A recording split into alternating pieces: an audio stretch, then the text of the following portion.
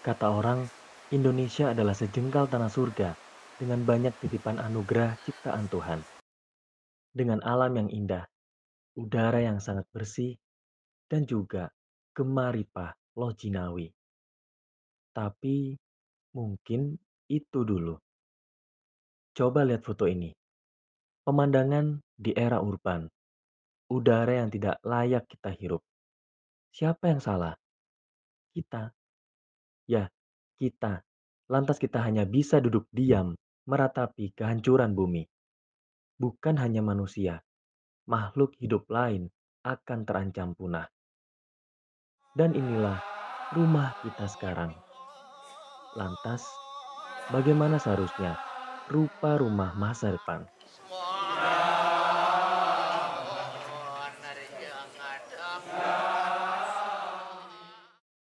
Rumah kami ini namanya Bumi Macakal.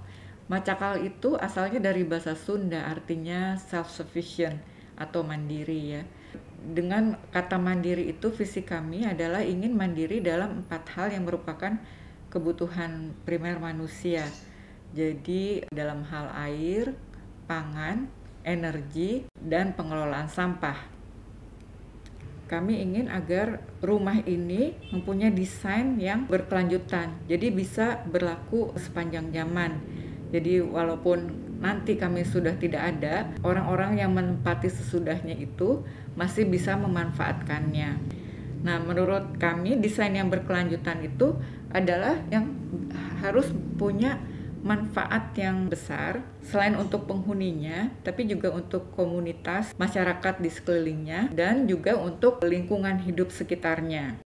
Desain setiap rumah ini dibuat supaya bisa hemat energi, jadi meminimalkan penggunaan AC. Material mulai dari atap, dinding, dan lantai itu dipilih yang bisa menunjang bangunan yang hemat energi. Kemudian juga desain atap itu terdiri dari atap yang berbentuk kerucut ya, sehingga bisa membuat sirkulasi yang baik di dalam rumah. Di Bumi Macakal kami menggunakan air hujan itu sebagai sumber air utama kami. Dalam arti jika masih ada hujan, semua aktivitas yang kami lakukan di sini menggunakan air hujan, termasuk untuk memasak dan air minum. Air hujan 10 sampai 15 menit pertama atau sekitar 100 liter itu adalah air hujan yang kotor. Karena apa? Karena air hujan itu masih mengandung polutan dari udara, kemudian debu misalnya dari atap rumah, talangnya, bahkan wadah penyimpanan gitu. Jadi air hujan yang pertama itu harus dibuang dulu. Maksudnya dibuang itu langsung bisa disalurkan ke tempat resapan di tanah. Nah, air hujan sesudahnya itu itulah yang bisa kita tampung dan kita gunakan untuk kebutuhan kita. Nah, ini kita sampai ke supermarket kita, supermarket Bumi Macakal, di mana ini adalah sumber utama dari pangan kami. Kami berkebun secara permakultur. Jadi permakultur itu adalah cara berkebun yang didesain secara sengaja ya, secara sadar, yang mampu menirukan pola dan interaksi yang ada di alam sambil menghasilkan makanan, serat, dan energi. Nah, ini karena menirukan apa yang ada terjadi di alam, jadi nantinya intervensi manusia itu sangat minim ya. Mungkin awalnya aja kita kerepotan waktu dalam hal mendesain, tapi sesudah itu di jangka panjang kebun itu bisa bekerja sendiri. Di sini juga tidak memakai pupuk kimia dan insektisida. Nah, tanaman yang ditanam di sini itu terdiri dari ada tanaman perennial, yaitu tanaman perennial itu yang sekali ditanam itu bisa dimanfaatkan dalam jangka waktu yang cukup lama, dan ada tanaman anual yang nantinya harus setelah berapa kali panen itu harus disemai ulang dan ditanam ulang.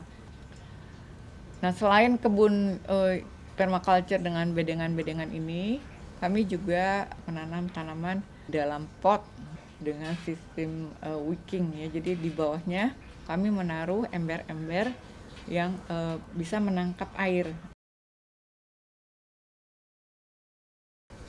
Area yang gelap dan lembab kami manfaatkan juga uh, untuk menjadi rak jamur ya, karena jamur itu memang memerlukan tempat seperti itu. Ini kami punya 2 kolam ikan yang besar ya. Isinya itu kebanyakan adalah ikan nila, karena ikan nila itu lebih mudah dipelihara daripada ikan-ikan lainnya. Untuk memelihara ikan ini juga kami berusaha memandiri pakan ikan, karena biasanya pakan ikan itulah yang memakan anggaran yang cukup besar kalau kita melihara ikan.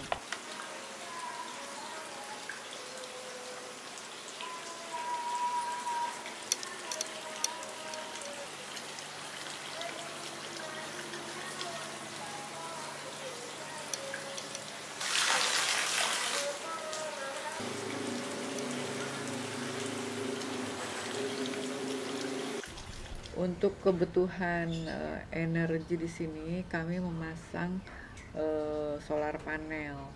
Jadi solar panel yang dipasang di sini ada sistemnya on grid dan ada satu lagi yang off grid. Nah, apa itu sistem on grid? Di sistem on grid itu tidak memakai baterai ya. Di solar panel itu akan terhubungkan ke PLN. Jadi nanti kalau misalnya sini kelebihan produksi itu akan secara otomatis diekspor ke PLN dan PLN akan membeli hasil produksi listriknya. Tapi kalau misalnya mendung atau malam hari, kami di sini otomatis akan membeli dari PLN begitu. Nah, jadi itu namanya sistem exchange. Jadi pada akhir bulan itu PLN akan membuat perhitungan balance dari apa yang kami jual dan apa yang kami beli dari PLN. Nah, jadi kekurangannya itulah yang harus dibayar. Hanya saja dibandingkan dengan tagihan listrik dari yang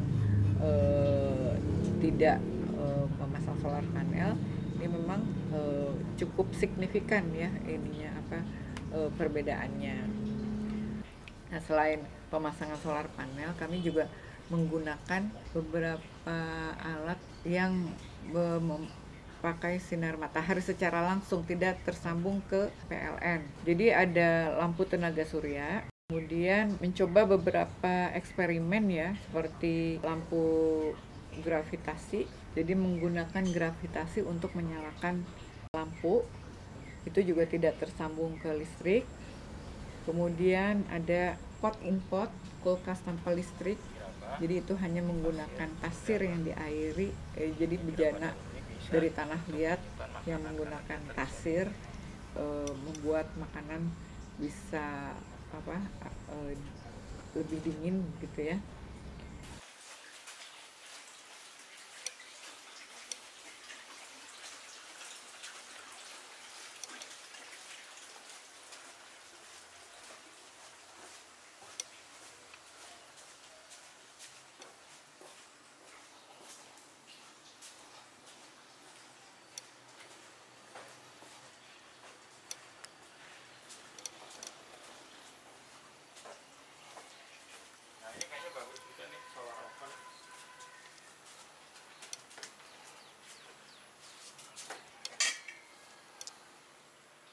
So boleh dibuka Pak itu tadi Pak? Oh ayam ya? Ceker aja. Panas ya. Air limbah atau grey water itu semuanya juga akan difilter. Jadi air yang berasal dari kamar mandi dan dari bak cuci piring itu akan dialirkan ke satu bak filter, jadi mengalami penyaringan dan hasilnya adalah air yang jernih dan cukup layak dipakai untuk bersih-bersih di rumah, untuk menyiram tanaman dan lain-lain. Tapi untuk meringankan kerja filter tersebut itu juga kami tidak menggunakan deterjen di rumah, tapi menggunakan semua bahan-bahan alami. Seperti kami mencuci piring dan pakaian dengan memakai lerap.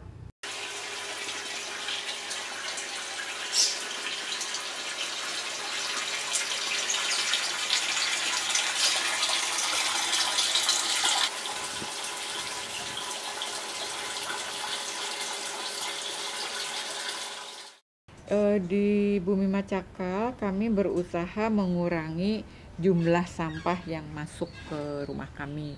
Tapi memang masih belum bisa dihindarkan ya, masih saya akui masih cukup banyak sampah yang masuk. Nah, tapi kalau sampah itu sudah terlanjur masuk, kami berusaha bertanggung jawab atas sampah kami tersebut dengan cara mengelolanya dengan baik supaya tidak ada sampah yang perlu dibuang ke TPA ya. Jadi semuanya berusaha untuk diselesaikan di dalam rumah ya. Jadi sampahku tanggung jawabku. Kemudian juga prinsip yang dipakai adalah cegah, berusaha mencegah sampah masuk. Kalau sudah terlanjur masuk ya kita harus pilah dengan baik dan setelah itu diolah. Nah, sekarang untuk sampah organik itu biasanya merupakan jumlah sampah rumah tangga yang terbesar ya. Dia bisa sampai sekitar 50-60% dari sampah rumah tangga kita itu terdiri dari sampah organik.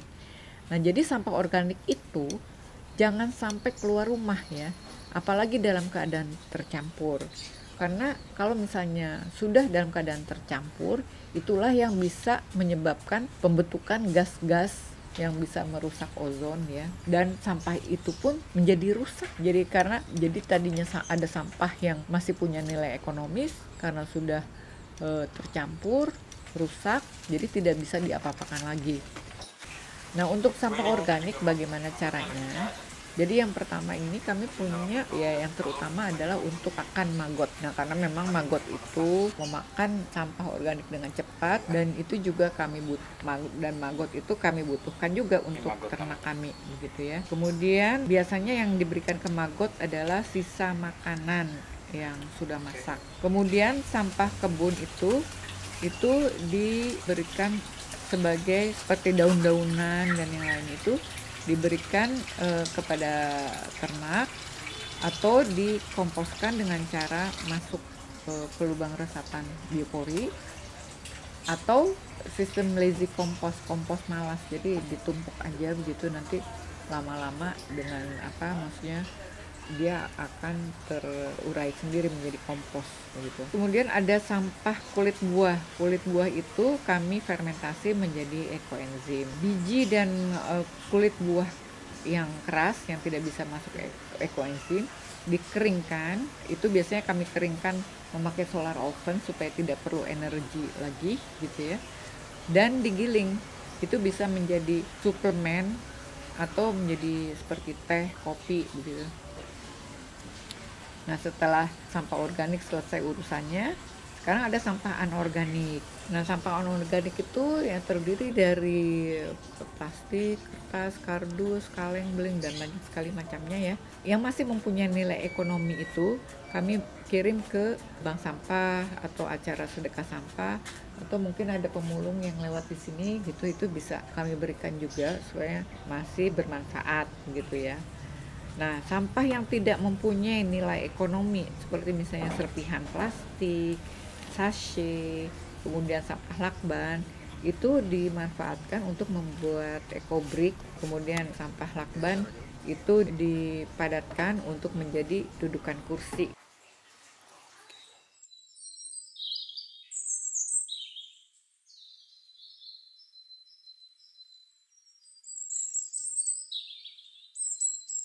Bumi Macakal adalah salah satu cara dan aksi untuk mencintai Ibu Pertiwi. Untuk tidak sekedar wacana lagi dan lagi, wujud dari pengorbanan agar bumi tetap lestari.